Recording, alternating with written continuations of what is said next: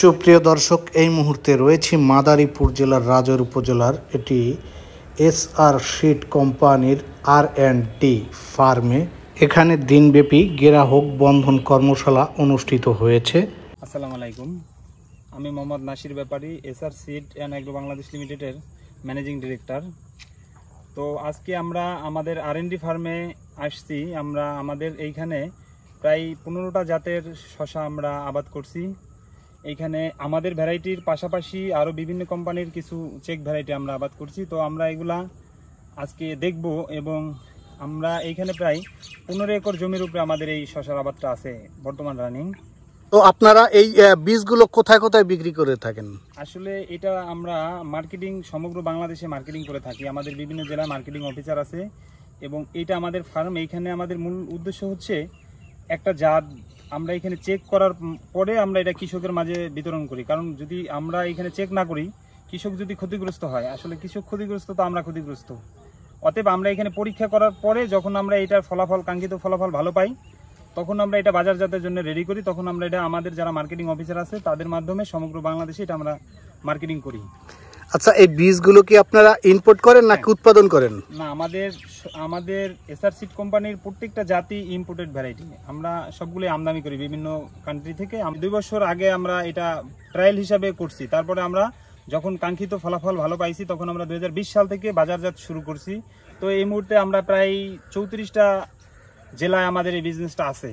ইনশাল্লাহ 2025 সালের মধ্যে আমরা এটা 64 জেলায় নিব ইনশাল্লাহ, এটা আমাদের আশা। এটা কোন কোন দেশের বীজগুলো সবচেয়ে ভালো? আসলে এখানে আমাদের ধরেন পার্শ্ববর্তী দেশ হিসাবে আছে ইন্ডিয়া, কিছু বীজ আছে নেপালের, এরপরে আমরা থাইল্যান্ডের, ভিয়েতনামের, তারপরে জাপানের, চায়না, এই মূলত এই রাষ্ট্রগুলোর বীজই আমাদের বেশি।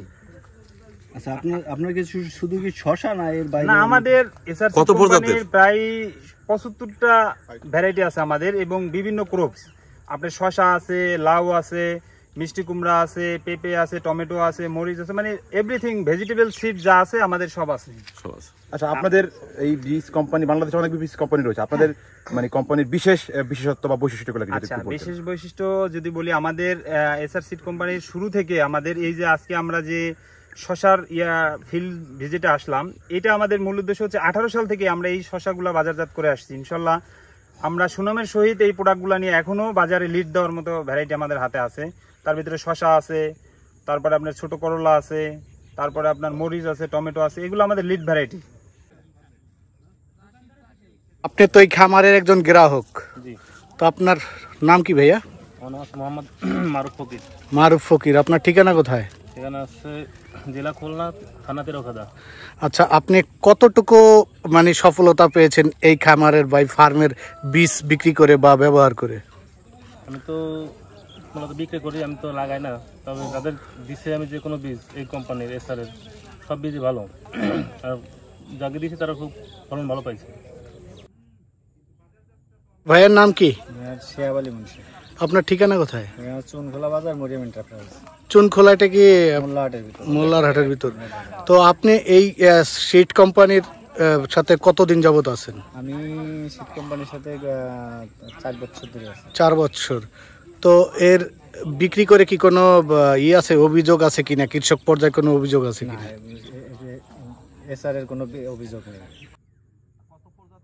حسنا وقنا عذاب النار إلا الله محمد رسول الله